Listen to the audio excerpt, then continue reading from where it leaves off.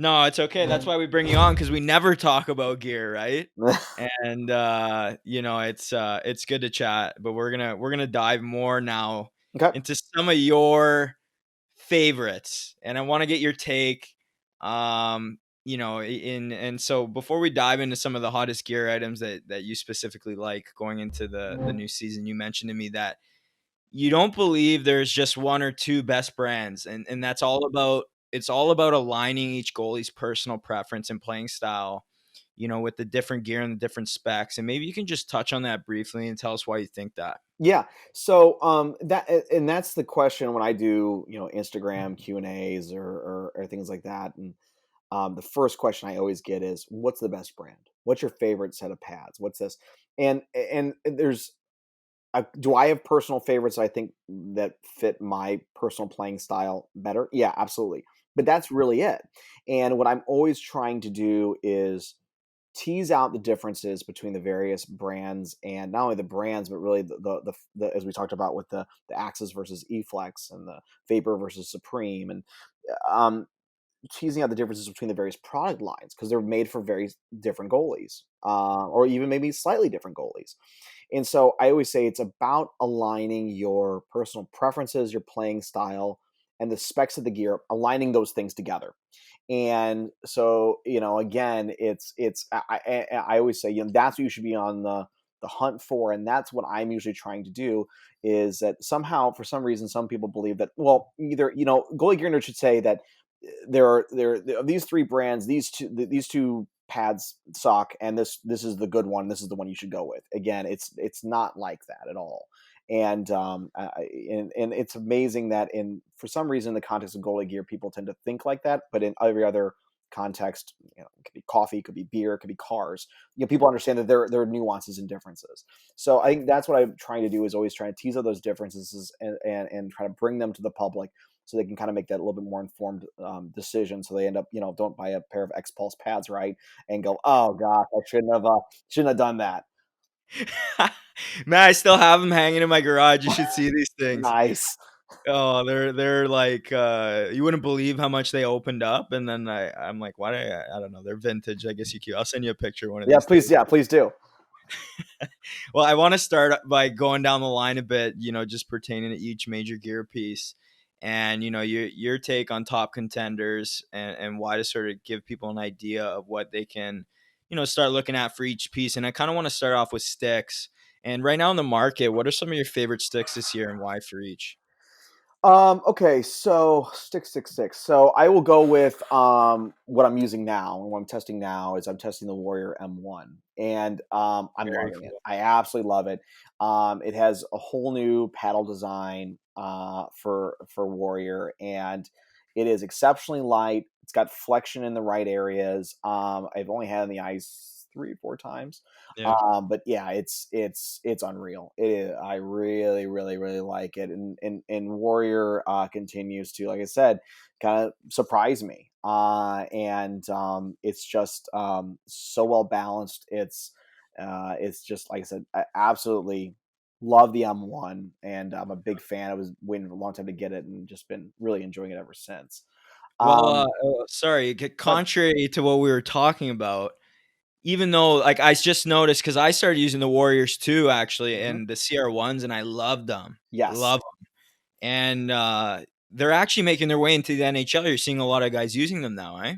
That was the big story last year. So one of the things I do is kind of at the beginning of the season, like 5 trends that I'm expecting to see, and Yeah. then at the end of the year I do kind of a 5 big stories. And one of them last year was Warrior just coming out hard, and they really have been able to again, like we talked about with Bauer and the pros, they were able to get a couple of guys to try their products, and really dial in some of their stick specs well, and really fell in love with it. And CR1 was a huge step forward in my mind in Yeah. terms of Warrior sticks, and it was this kind of watershed moment. The fact that they're following it up with the M1, I'm just like, good. Well, actually, they have the V1 in the middle there. Yeah. Yeah. But the fact that I think the M1 is the next major step forward for Yeah. them, and I've, like I said, just been really, really, really impressed with it. Yeah. So who else impresses you favorites? I think that you have to acknowledge the Bauer Ultrasonic, especially the with the ergo spine. That was the fact when they did it, and everyone was like, "This isn't gonna work." I remember kind of getting wind of it and then seeing it, and I remember the first time someone kind of gave me spread a little, shared a little rumor with me that this is what they were doing, and they tried to describe it in words to me and what the ergo spine looked like, and I'm like, that one, you're wrong, that's insane, and two, that's never going to work. And I've been completely wrong. It's unbelievable, and really their second iteration is that much better. And I know, again, people are gonna be like, "Oh, but only like guys like Halak use it." Most of the guys still use like a 3S layup at the pros for Bauer, and Bauer has a ton of pros using their sticks. Yeah, that's true. But again, actually, if you look at their sticks, I've done some features of this. You actually look at the layups they're actually using inside their sticks. A lot of them are using even older versions. Pros, again, especially when it comes to their sticks, they find something they like, and then they're like, "I just want you to make that." And okay, for if you've got to make it in a new, with a new graphic because you can't produce my old graphic, fine, just make me the same stick. Give me another 2 dozen of Yeah. those, but I want that. So that's been interesting. Other sticks. I have not seen the CCM Axis yet, but I've gotten really good feedback on it. Some of the Yeah. guys who've used it have really, really, really been complimentary. And then the True AX9, it's not a new for this year. It technically came out last year. True is really becoming hot and heavy in terms of goalie sticks, and they really have taken some big, big, big step forward in terms of goalie sticks, and that's why you're starting to see them. They're picking up guys. It used to be it was just like Hellebuck, but now you've got some other guys, John Gillies in Calgary and others that are starting to use them. And the True sticks are not to be ignored. They're really, really good. Yeah. Now with this issue, do you see them getting more durable? Because relating to the pro spec thing, honestly, because at the pro level, like one game can literally make or break your career. You know what I Sure. mean? So a lot of the guys, and I know it too, just going through gear changes mid-season when you're at the pro level, it's like so unforgiving.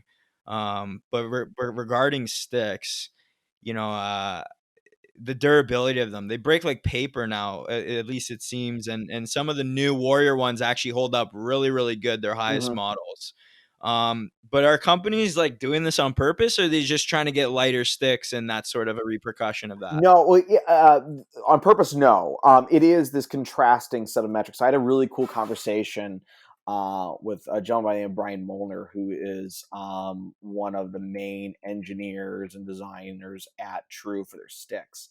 And we had like I said, a really, really interesting conversation. It really kind of took me into how they go about the design, the engineering, the testing, and things like that, and into a depth that even I didn't really kind of fully appreciate. Right. And one thing I will say before I kind of get to more what he said, but is that for everybody who says, "Oh, but the composite sticks break so much," you've got to remember foam core at the highest level of the game, the levels that you play.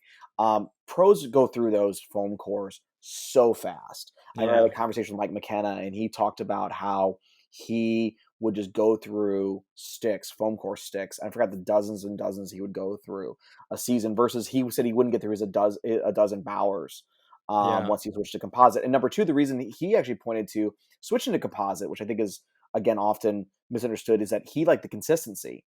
He said that he get a dozen foam core sticks and he go, these are completely different than my last Ah, dozen. And composite is exactly the same stick every single time.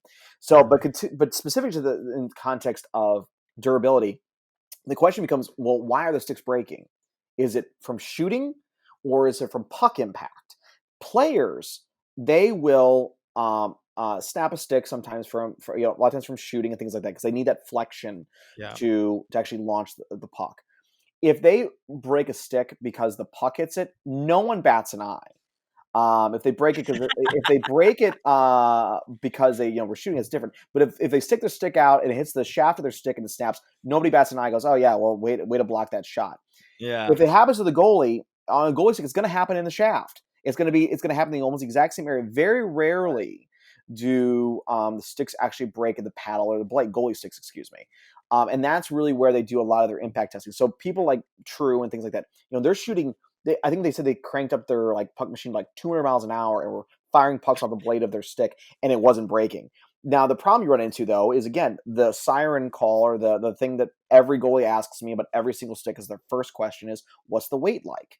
So to your Yeah. point, they also have this kind of dual mandate: make this as light as possible and as durable as possible. And you can only, those are opposing to a certain extent. But again, I go back to, for goalies who are like, oh, but composite sticks break, it's like that's going to happen. If a puck hits the shaft of your stick, it's a matter of physics. The same way that if it would have hit your defenseman's stick, it's gonna break. So that's going to happen. Now there are some small exceptions where there have been companies who've had bad batches of sticks and they broke a little bit more and they've corrected those. But there are dedicated stick teams almost with every single one of the major companies. That's all they do all day. And so they're again trying to fulfill that dual mandate all the time. Let's make it lighter and somehow more durable at the same time. And I don't Mhm. want their job. That's for sure. Yeah. Yeah, no, it's funny that you say that about the weight. My first year pro a few years ago, I in the lower leagues we got the Swagger Pros, Oh, sure. Yeah. and I just remember those being like so heavy. Like I would come off the ice and my arm would be like I couldn't even lift my stick. Like my forearm was like numb.